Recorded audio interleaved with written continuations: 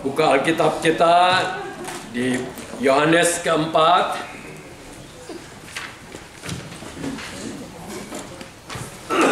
Yohanes keempat.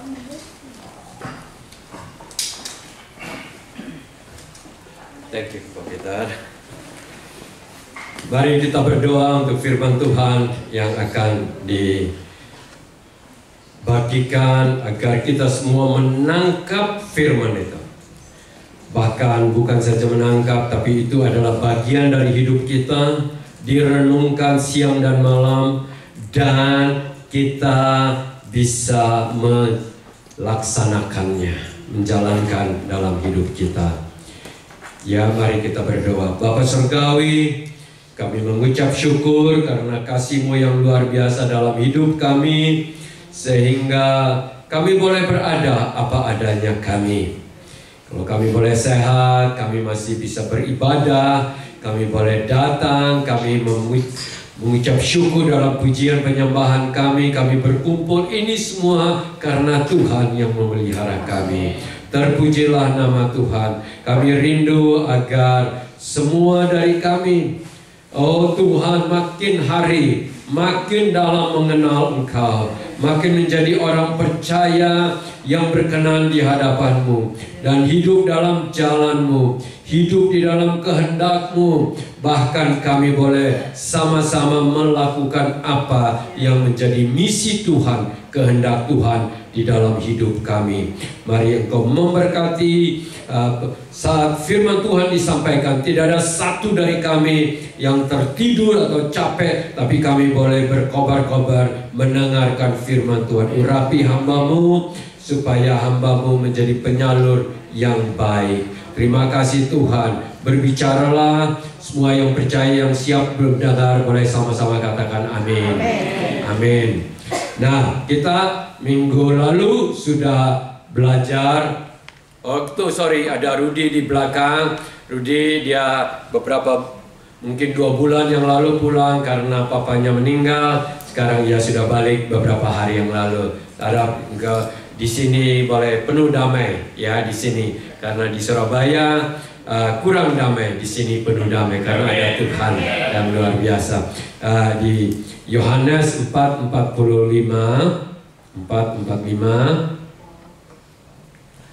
orang saudara baca di sini.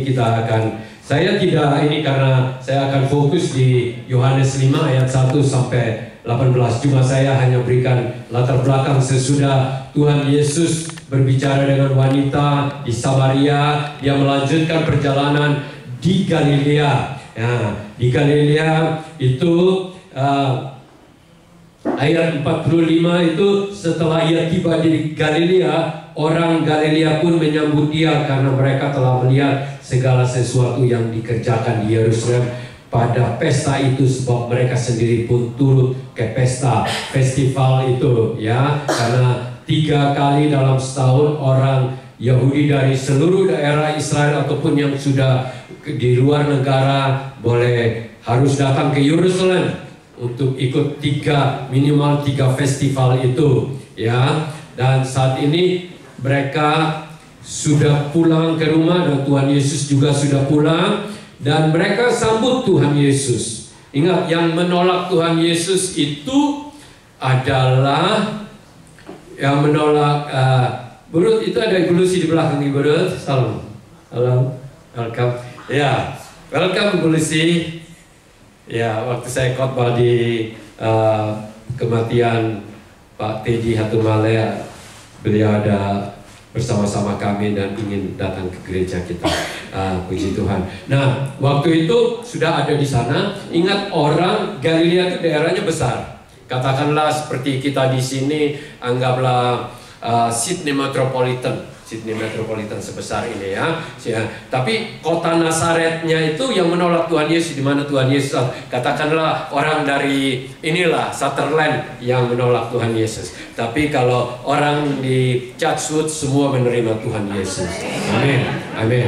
Nah, di sini mereka menolak, tapi ini menyambut ya. Dan ayat berikutnya lagi, ayat 48, maka kata Yesus kepadanya, jika kamu tidak melihat tanda dan mujizat, kamu tidak percaya.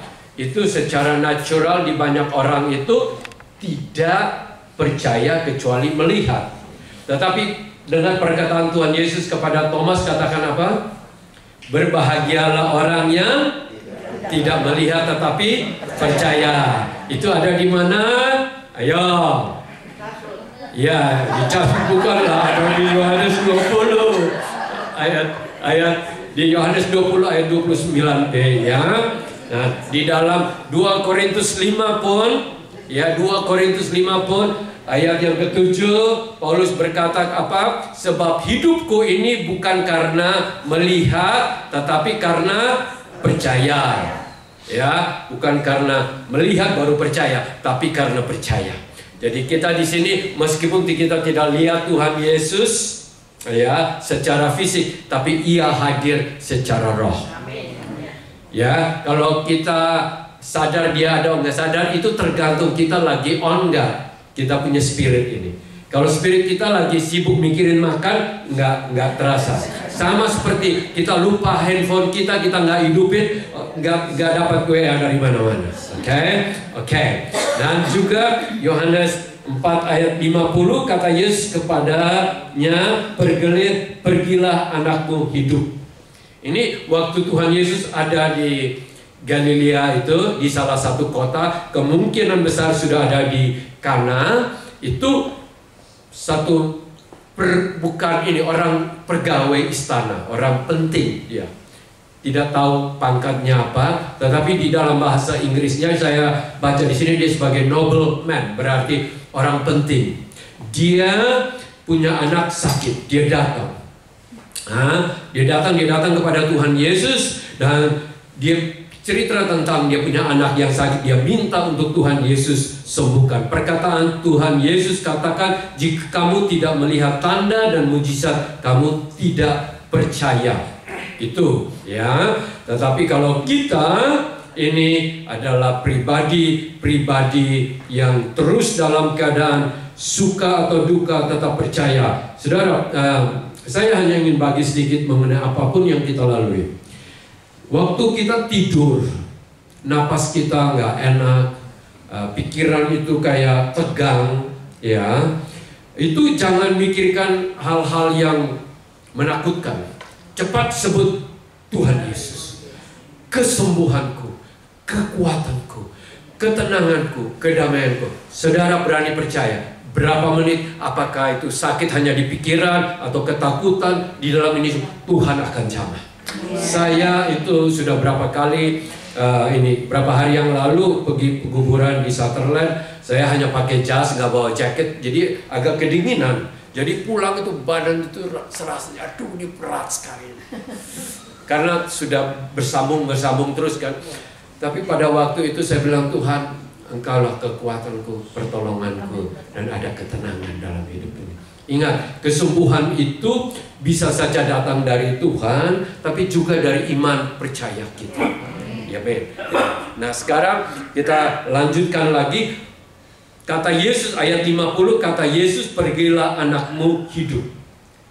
Saudara, Ia berkata, sesudah itu pegawai istana ini pulang ke kotanya, kemungkinan Kapernaum, ada perjalanannya, mungkin dia nginap dulu hari itu, baru besok dia pulang. Pada waktu dia pulang, di tengah jalan, dia bertemu dengan pegawai-pegawainya, bawahannya. Dan dia bertanya, bagaimana keadaan anak kita? Anak sudah sembuh. Kapan sembuhnya? Jam 1. Dia ingat pada waktu itu Yesus berkata apa? Pergilah anakmu hidup. Saudara, ini membuktikan apa di sini? Kuasa. Yesus itu dalam perkataannya saja, itu jaraknya itu puluhan kilometer loh, bisa sembuh jam yang sama. Jadi ini menunjukkan apa? Yesus itu adalah Tuhan. Tidak ada satu orang yang bisa dapat melakukan dengan sepatah kata anak yang sudah sakit berat itu bisa hidup lagi. Jadi ini satu keyakinan, jangan ragu-ragu. Aduh, dia ini siapa sih? Ya, karena saya tahu banyak orang masih ragu-ragu siapa Yesus itu. Tapi Yesus itu adalah Tuhan di dalam pribadi manusia.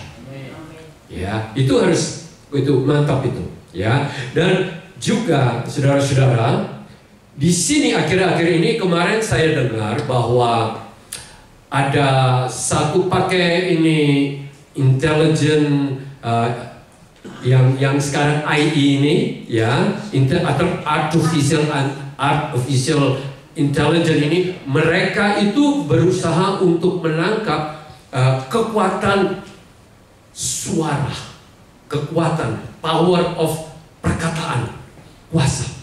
Karena mereka baca di Alkitab ini, kuasa Tuhan Yesus begitu jauh kok bisa sembuh.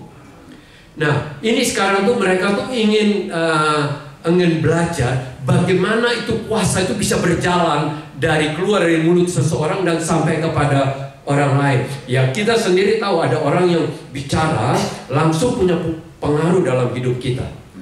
Ya, berarti ada kuasa kan? Nah, tapi tidak bisa dilihat kan? Nah, sekarang nih dengan alat, mereka itu mungkin bisa melihat ada kuasa apa yang bisa melihat. Ini sebenarnya kurang lebih 100-200 tahun yang lalu, ada orang yang sudah memikirkan, kenapa bisa suara perkataan itu punya kuasa. Ya, tetapi mereka tidak tahu bahwa sebelum mereka menemukan firman Tuhan katakan apa? Tuhan berfirman, jadilah terang, jadilah hidup, jadilah segalanya. Amin.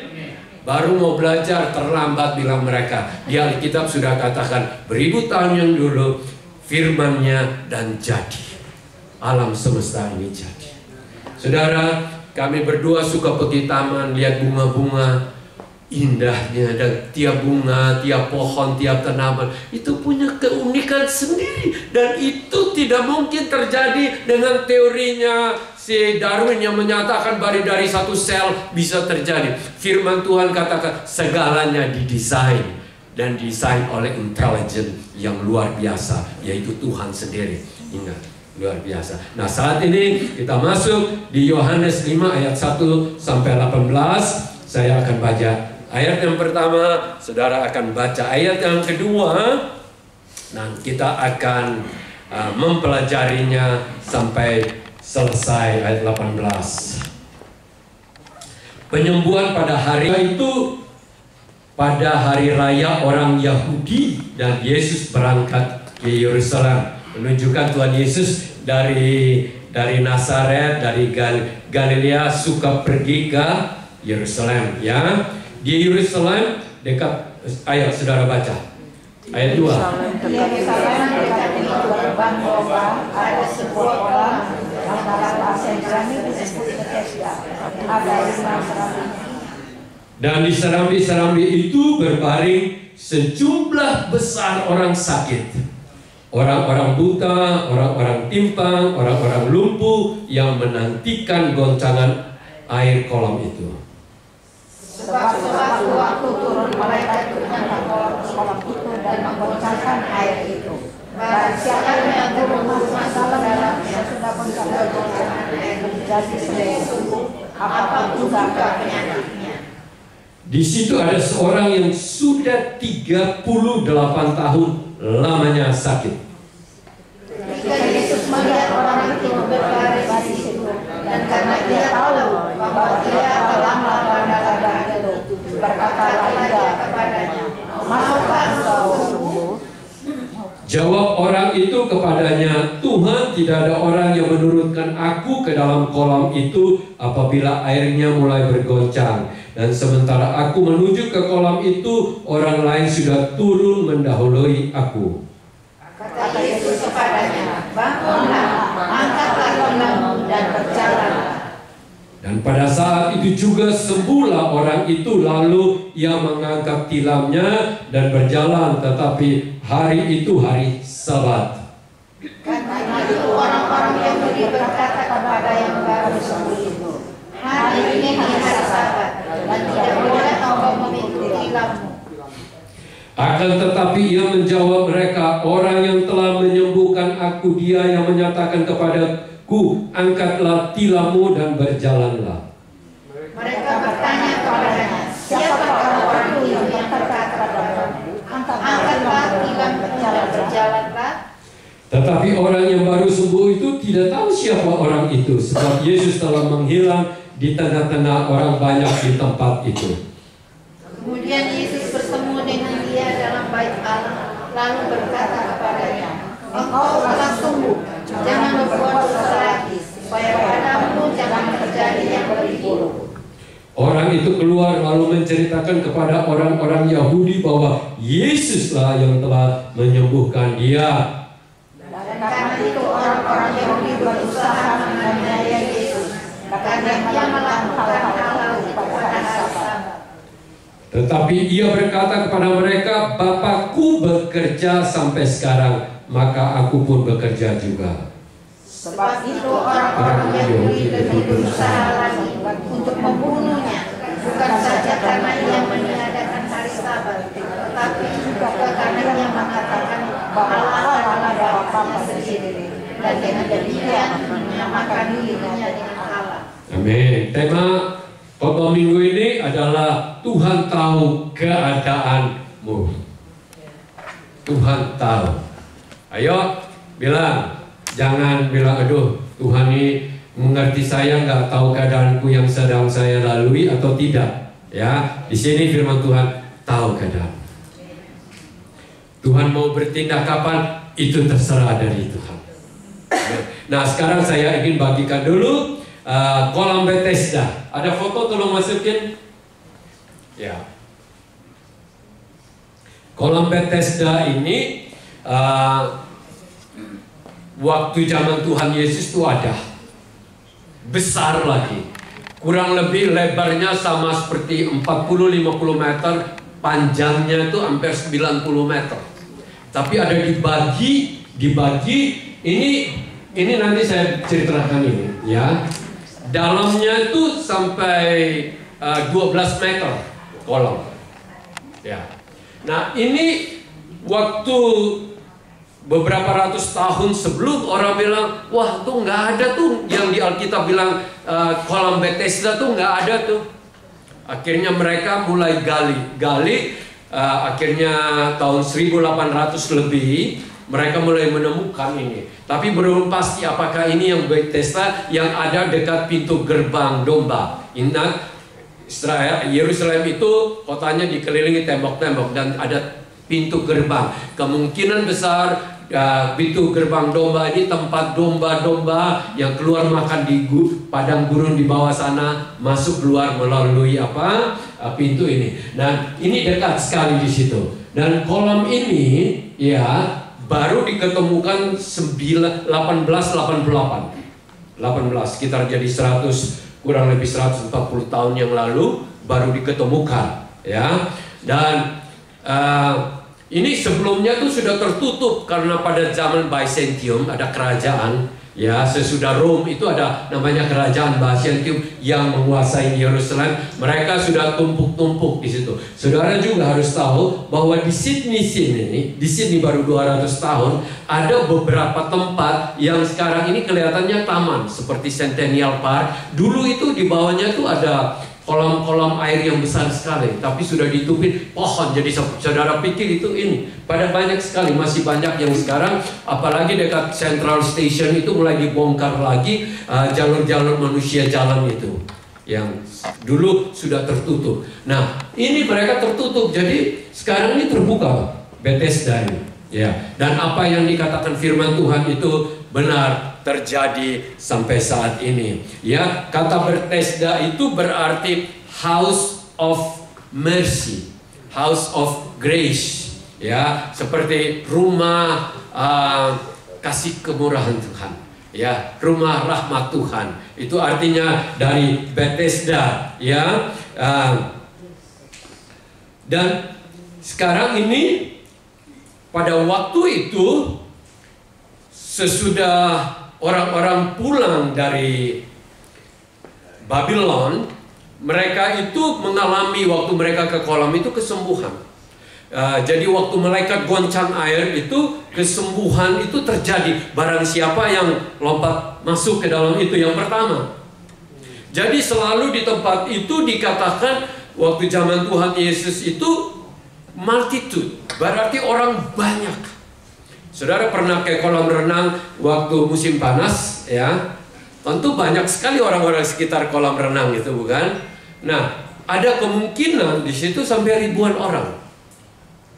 Ada ribuan orang. Tetapi kenapa Tuhan Yesus datang itu tidak kepada semua orang, tetapi langsung ia pergi kepada satu pribadi yang sudah 38 tahun, ya sudah sakit. Sudah sakit, bukan umurnya. Umurnya tidak dikatakan. Mungkin dia jatuh sakit waktu dia umur 20-an, sekarang mungkin umur 60. Kita tidak tahu. Tetapi dia kata, di firman Tuhan katakan 38 tahun. Sudah cukup lama. Tidak kasih tahu persis exactly sakitnya apa. Ya, memang dikatakan ada orang lumpuh, orang buta, orang macam-macam. Tapi tidak tahu yang sakit ini apa. Tapi dia gerakannya ada kemungkinan besar paralyzed. Karena apa? Yang lain sudah lompat, dia belum lompat. Berarti dia bergeraknya lambat, bukan? Kemungkinan besar dia orang lumpuh, paralyzed. Ya. Dan Tuhan datang di ayat yang tadi kita baca itu, Tuhan datang tahu keadaan dia. Ayat 6 tadi katakan itu apa? Ya, ayat 6, ketika Yesus melihat orang itu berbaring, karena ia tahu bahwa ia telah lama dalam keadaan itu, berkatalah kepadanya, maukah engkau sembuh? Jadi Tuhan Yesus datang kepada dia. Hidup ini saya hanya ingin kasih tahu bahwa tidak semua yang kita doakan itu langsung dijawab. Saat kita berdoa, ada yang langsung dijawab, ada juga yang nunggu waktu, tapi ada juga yang Tuhan katakan tidak. Kita harus terima itu. Ya. Tetapi kalau Tuhan datang, itu berarti dia ingin menyelesaikan apapun yang kita hadapi. Saudara di sini mungkin pernah atau sedang melalui sesuatu yang berat. Apakah itu penyakit? Apakah menantu yang gak tobat-tobat? Atau kita yang kurang tobat? Ya, atau suami atau istri yang sifatnya begini-begini? Macam-macam. Kita semua manusia itu, semua orang itu punya persoalan. Siapa yang tidak punya persoalan di sini? Tolong angkat tangan. Meskipun Anda pun ada, mereka pun ada juga. Oke? Kita semua ada. Saya pernah bertanya kepada Tuhan, kenapa? Ya, kenapa kok Tuhan izinkan persoalan itu dalam hidup kita ya?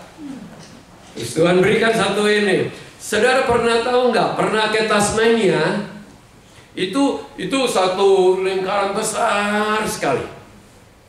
Itu di teluk itu keranjang ikan untuk pelihara ikan salmon. Ikan salmon. Saudara pernah lihat di sana ya, di pokoknya selatannya Hobart sana, namanya satu Macquarie Harbour. Itu banyak sekali di sana.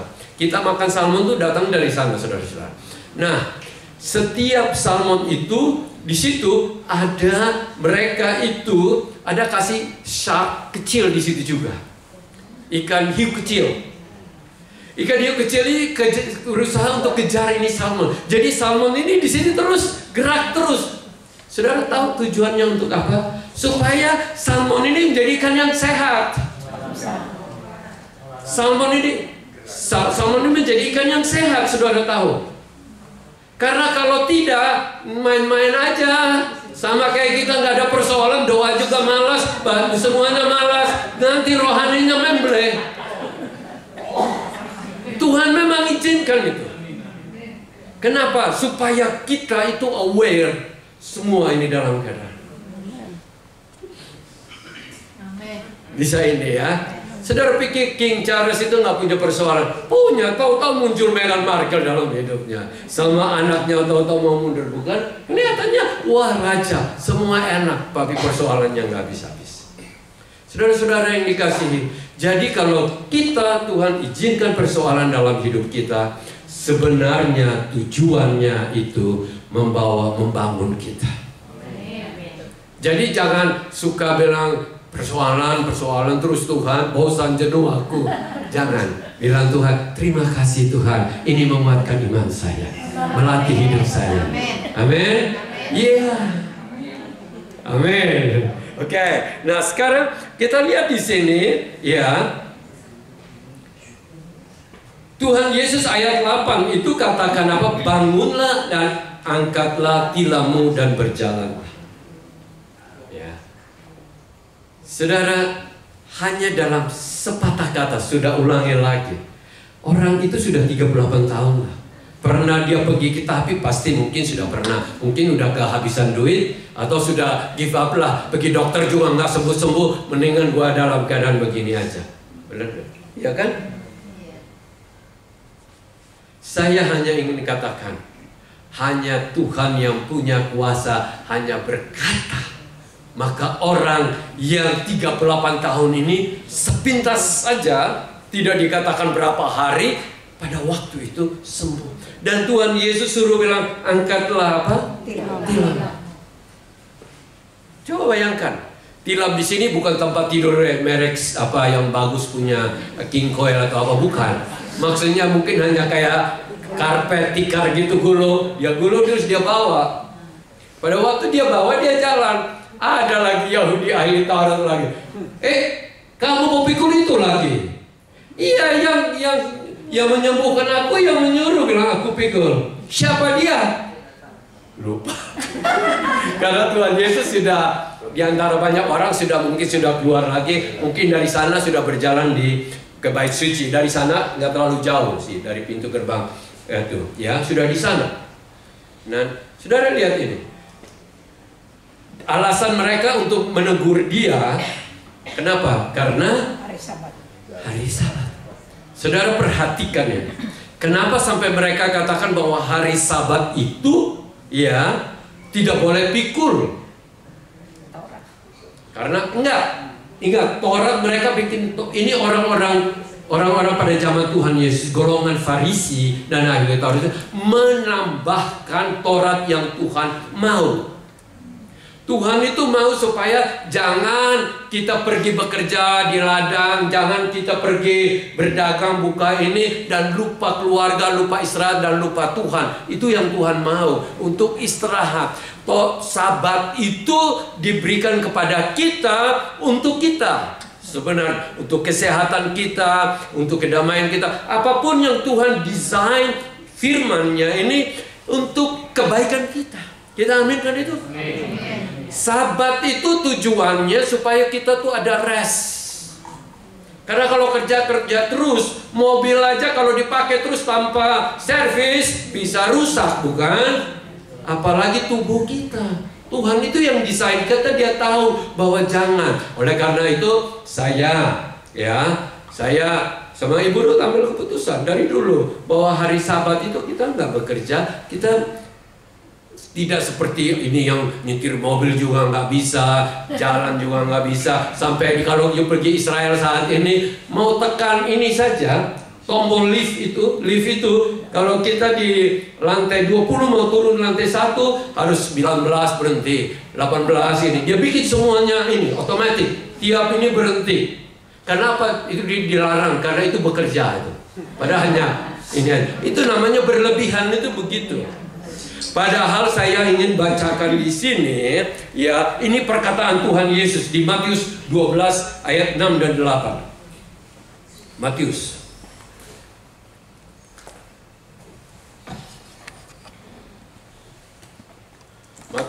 12.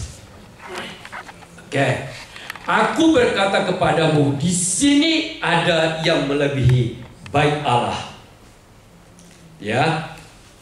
Bait Allah itu sudah yang paling besar, bukan? Tapi ada yang melebihi. Berarti dia adalah Tuhan.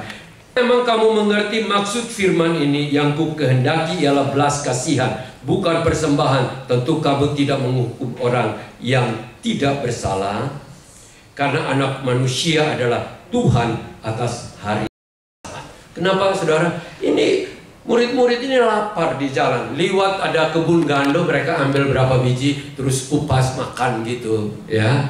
Langsung dikritik ini yang disebut roh agamawi. Hati-hati dengan orang yang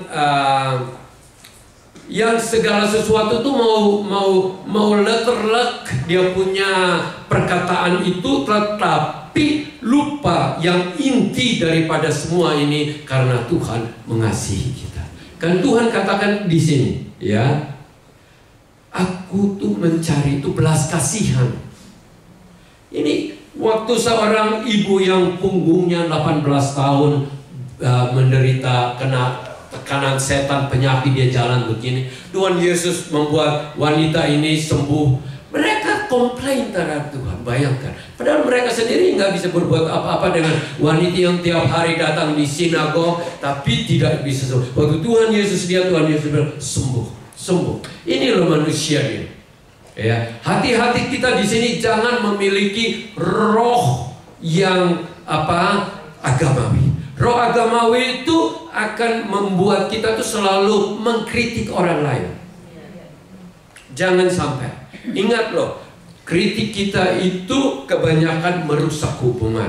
Apalagi apa yang Tuhan Yesus katakan, kamu melihat selumbar di mata orang, tapi balok di matamu sendiri kamu tidak tahu, tidak sadar. Hati-hati.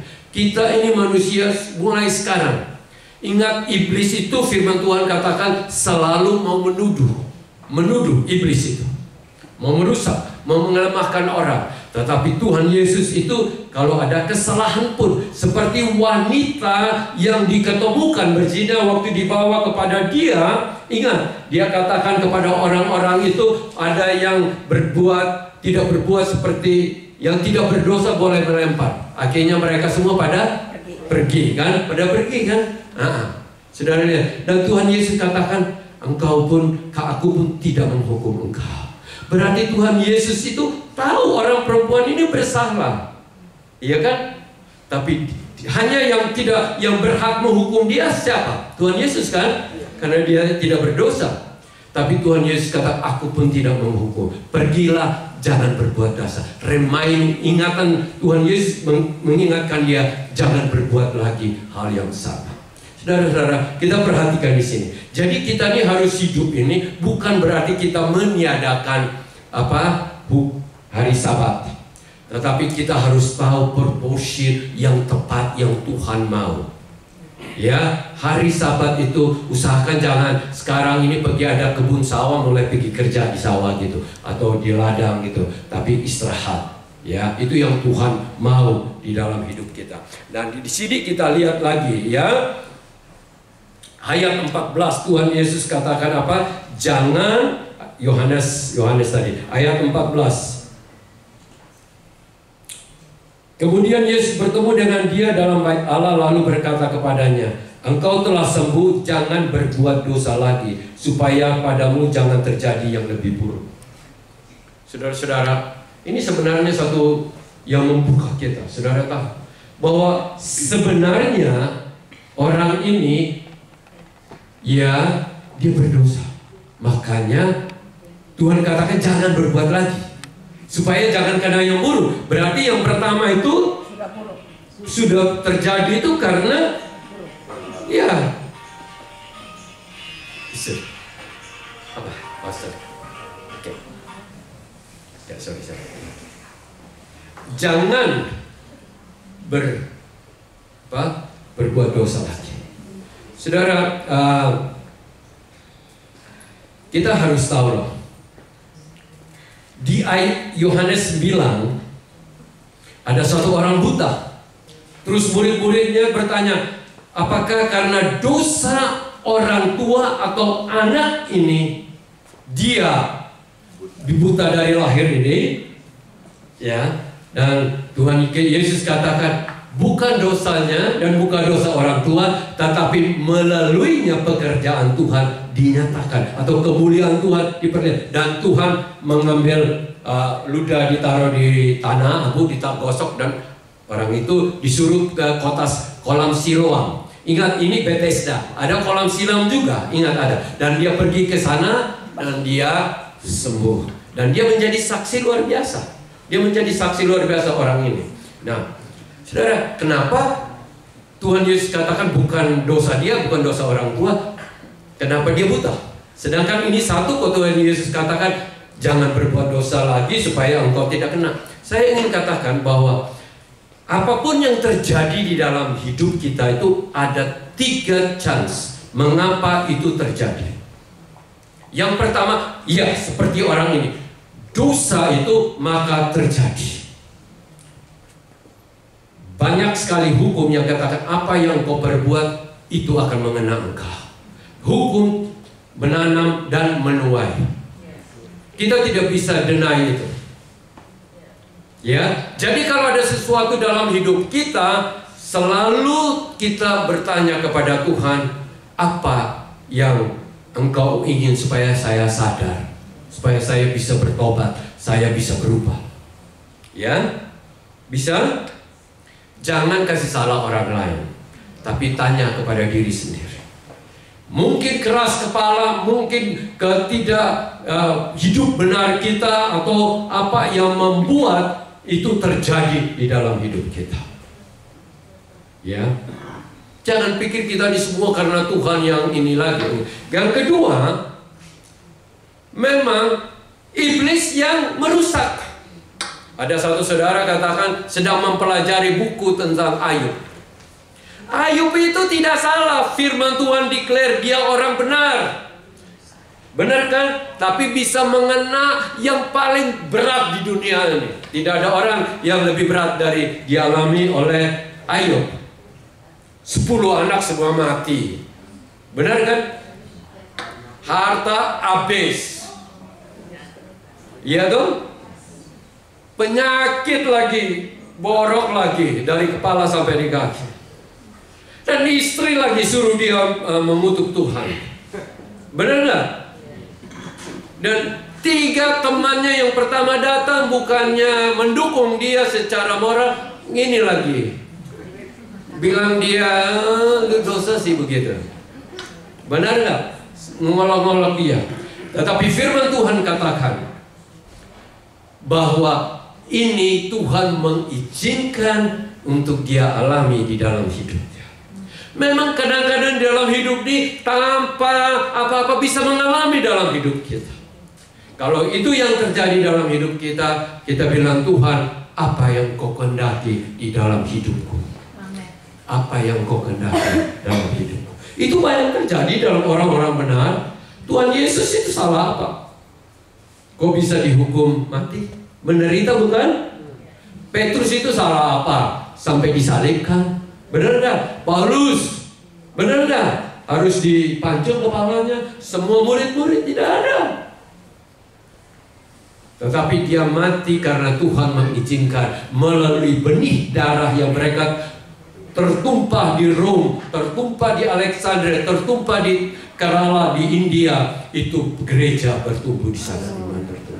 Jadi itu terjadi dalam hidup kita. Jangan kita takut atau sedih, karena Tuhan mau lihat ini pekerjaan Tuhan dimuliakan. Tetapi kalau iblis yang menyerang kita, ya kalau Tuhan izinkan kita terima bahwa Tuhan. Tapi kalau tidak, kita lawan. Ingat loh, iblis itu berusaha tiap hari, bukan untuk ini saja. Kalau bisa bikin mati kita semua, saya inginkan. Karena firman Tuhan katakan iblis datang untuk membunuh, mencuri, dan membinasakan. Dia datang. Saya bolak-balik ketemu sekali bahwa saya diserang oleh iblis. Kalau bisa saya mati supaya kita terpencar semua. Saya harus kasih tahu berulang-ulang kali. Tapi saya sadar bahwa ini dari iblis. Saya harus berdiri. Firman Tuhan katakan, lawanlah iblis. Apa? Lawanlah iblis, dan dia akan lari daripada kita. Lawan tentu bukan dengan badan kita yang besar gitu. Ya, itu mau kecil. Ya, lawan dengan nama di atas segala nama. Nama siapa? Yesus. Iblis itu nggak takut kita berteriak suara keras, dia nggak takut. Dia hanya takut bahwa waktu dia lihat kita, dia lihat Yesus di dalam kita. Oh, itu lah dia suruh teman kau aja yang pergilah. Aku gak berani dekat-dekat itu. Ya, benar nggak? Karena itu saudara-saudara ini. Dan bagian ketiga yang kita bisa bawa pulang hari ini, ya, adalah ayat 17.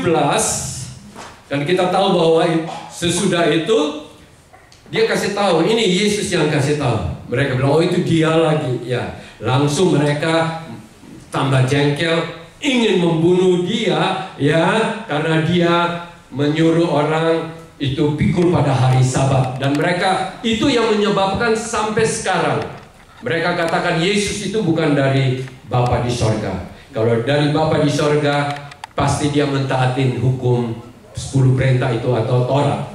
Tapi Tuhan Yesus bilang, aku ini tentu lebih tahu karena aku yang bikin hukum itu, ya.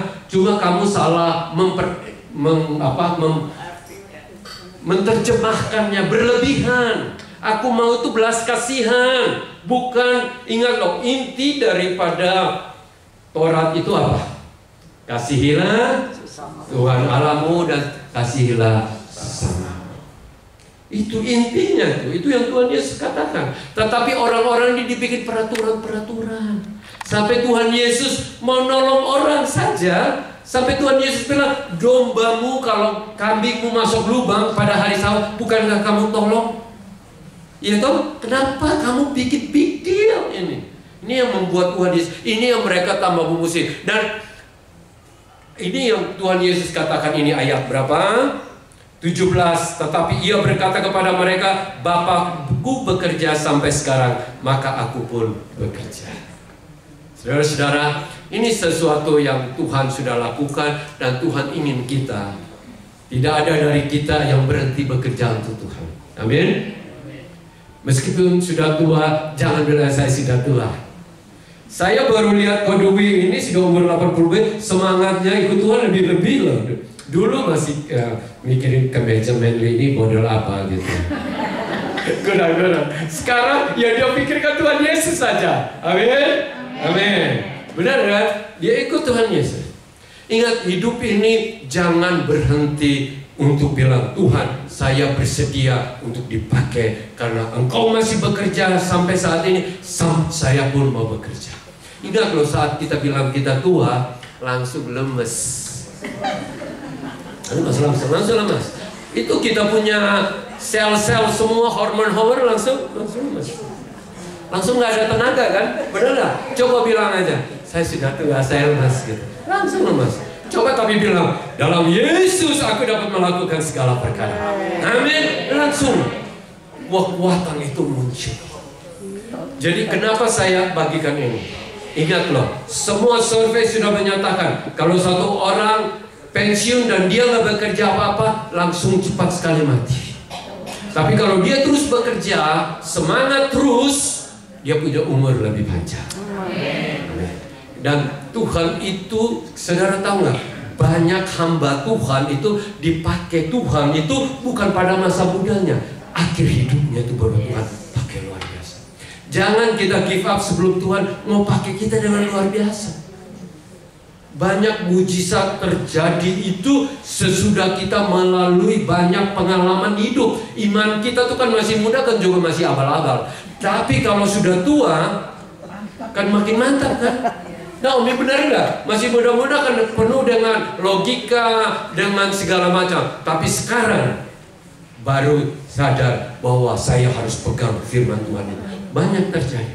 Jadi ini kita nih, meskipun Tommy kita ini sudah usia di sini, umurnya saja, angkanya saja, tapi jiwanya masih remaja semua. Ini belum lihat semangatnya mereka. Daripada ada yang dulu di sini umur 20-an, 30-an tapi jiwanya sudah gitu. Saya mau kerja sedikit capek saya. Di sini nggak pernah. Saya baru bilang kita mau bikin ini langsung saya yang kerja langsung. Amin. Di sini luar biasa di sini. Oke, yang terakhir ayat 18 dikatakan bahwa mereka menambah mau tambah bunuh Tuhan Yesus. Kenapa? Karena bukan saja dia bilang Sabat itu yang sudah menyuruh orang pikul, tapi ini dia katakan karena Tuhan Yesus berkata apa? Bapakku. Baca itu di situ. Ya, dia dibikin menyamakan dirinya dengan Allah. Kira-kira Tuhan Yesus itu menyamakan diri dia dengan Allah asal ngomong atau benar-benar dia? Ya Allah. Jadi nggak salah dia itu, ya orang-orang yang salah mengerti. Mereka punya salah mengerti itu. Siapapun yang berani menyebut begitu, itu disebut blasphemy, atau disebut apa tuh? Menghujat Tuhan. Ya, tidak. Tuhan Yesus tidak. Dia hanya berkata kebenarannya, bahwa Bapakku adalah Bapakku. Karena ia tahu, ia datang dari sana. Dia tahu siapa Bapaknya. Oleh karena itu, saudara-saudara, di sini kita semua, apakah kita ini sudah mengenal Bapa dan Yesus dan Roh Kudus? Ingat loh, saya suka renungkan, mengapa kok orang kurang semangat bersaksi ya?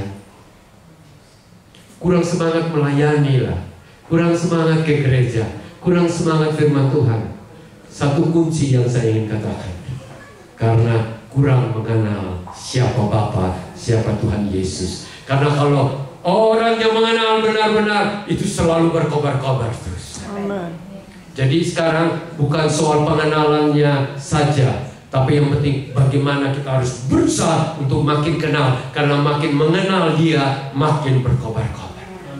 Kalau satu suamimu mau ke gereja, ya mandi sudah, iya, tapi nggak bergerak-gerak, itu tandanya masih belum semangat ikut Tuhan. Berarti dia belum kenal Tuhan sungguh-sungguh. Karena dia sudah kenal Tuhan sungguh-sungguh, pasti semangat. Saudara pernah lihat waktu anak-anak kita umur 7, 8, 9, 10 begitu, sudah mandi belum? Ya mam. Sudah. Itu pakai sabun itu supaya jangan bau. Ya mam. Ayo pakai sedikit apa gitu. Ya mam. Tapi dia nggak bergerak-gerak kan? Benar nggak? Tapi kalau sudah umur 15, 16 sudah mulai kenal cewek sedikit gitu, minyak wangi, gak usah diajar, saya kasih tahu. Kenapa?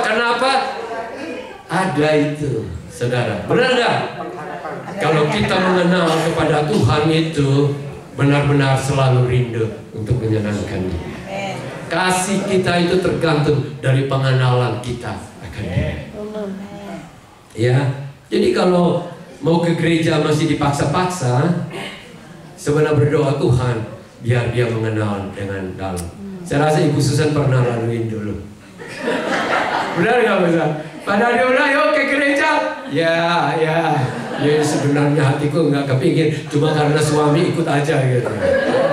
Sampai satu waktu Tuhan sendiri yang berbicara. Amin. Sekarang suami tidak panggil, dia bilang saya datang sendiri kalau amin. Itu yang Tuhan mau di dalam hidup ini. Saudara-saudara, mari. Tuhan tahu keadaan kita. Kita hari ini berserah Tuhan. Inilah saya, ada penderitaan. Kalau ini daripadamu, saya terima. Karena Rasul Paulus sendiri juga pernah mengalami yang namanya duri di dalam daging.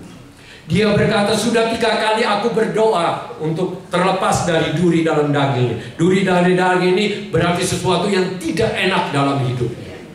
Dia bilang pergi dari sini, tapi tidak diangkat yang menggocok dia itu, yang menekan dia itu. Tapi bahkan Tuhan Yesus katakan, kasih karuniaku makin apa? Cukup bagimu. Karena di saat engkau lemah, aku kuat. Ingat, Tuhan itu mengizinkan itu terjadi dalam hidup kita, sebenarnya sedang membuat kita makin berserah kepada Tuhan. Ingat, semua pribadi kita manusia selalu ingin mengandalkan diri kita masing-masing. Atau ada di bank account-nya berapa, itu manusia. Atau siapa kita kenal, atau kekuatan kita. Tapi firman Tuhan katakan, berbahagialah orang, diberkatilah orang yang mengandalkan Tuhan. Ya, yang mengenal. Hidup kita perlu mengandalkan Tuhan. Dan hanya berikan kemuliaan kepada Tuhan. Itu yang mengenal. Karena kalau tidak, nanti kita curi kemuliaan. Oh, gue juga hebat. No, saya ingin katakan, kalau saya masih bisa berdiri saat ini, semua semata-mata 100% karena kasih karunia. Amin. Amin. Oleh karena itu hari ini, apapun yang kau lalui, bilang Tuhan, kalau ini daripadamu, aku terima. Bentuklah aku supaya aku makin menjadi serupa dengan Tuhan Yesus. Amin. Amin. Bagaimana Pak? Tapi Tuhan tahu, firman Tuhan tahu keadaanmu. Saat engkau sedih, engkau karena nggak ada orang tahu saya, Tuhan tahu siapakah apa yang sedang kita lalui.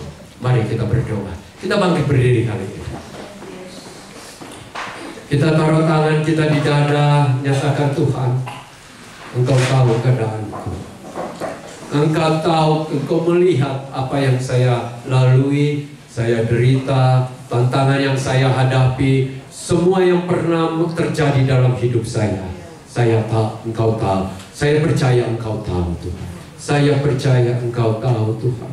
Dan Engkau mengizinkan ini terjadi. Engkau sedang membentuk aku menjadi pribadi yang bertumbuh, pribadi yang memuliakan nama Tuhan, pribadi yang mengenal Tuhan, pribadi yang tidak punya ambisi manusiawi, tetapi yang ada adalah Tuhan, rencana Tuhan.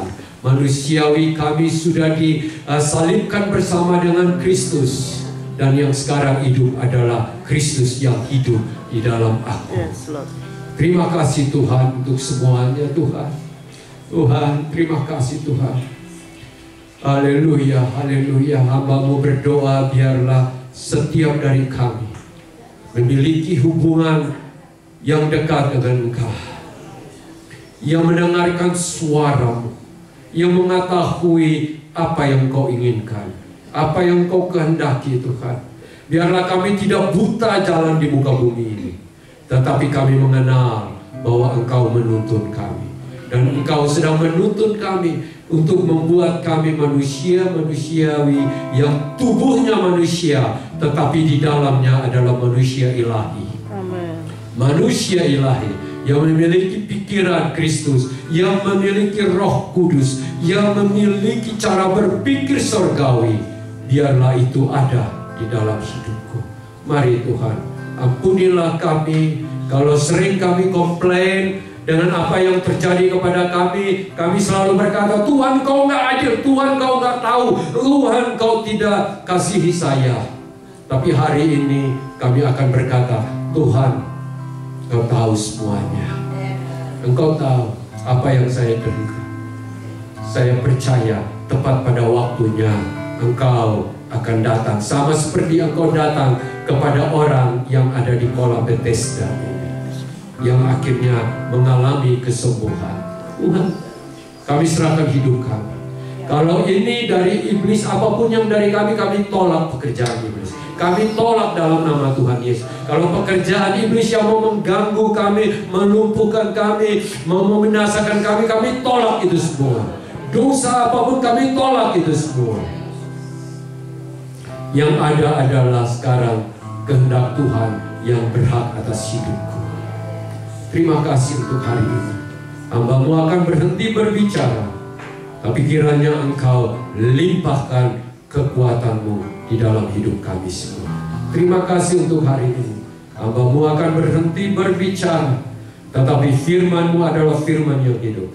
Dan bawalah anak-anak-Mu supaya koneksi mereka adalah Engkau. Koneksi mereka adalah firman yang tercatat dalam firman Tuhan itu. Biarlah mereka tidak mencari ke kiri ke kanan, tapi mereka mencari Engkau, karena Engkau sanggup berbicara ke dalam hati semua. Mari Tuhan, kami hanya butuh Engkau. Sekarang kami angkat tangan Tuhan. Kami hanya mau katakan sekali lagi bahwa Tuhan, Engkau adalah Tuhan Yesus. Engkau adalah Bapa yang menyatakan diri di dalam manusiawi, Allah yang menjadi manusia, Allah yang hidup di dalam manusia. Dan Engkau telah mati bagi kami. Engkau telah menyelamatkan kami. Engkau telah bayar dosa kami. Engkau telah membuat segalanya agar kami ada di dalam Engkau, bahkan ada sampai selama-lamanya. Mari Tuhan, inilah kami Tuhan. Biar kalau kami yang sudah lemah, kami bangkitkan kembali sekarang. Kami yang sudah mundur, kami akan hidup sesuai dengan kehendak-Mu. Dan rencana-Mu adalah rencana kami. Visi-Mu adalah visi kami. Misi-Mu adalah misi kami. Kebenaran-Mu adalah kebenaran kami. Terima kasih Tuhan Yesus. Tidak ada yang lebih mulia dalam hidup ini selain hidup untuk Engkau. Dalam nama Tuhan Yesus, semua yang percaya sama-sama katakan amin. Thank you.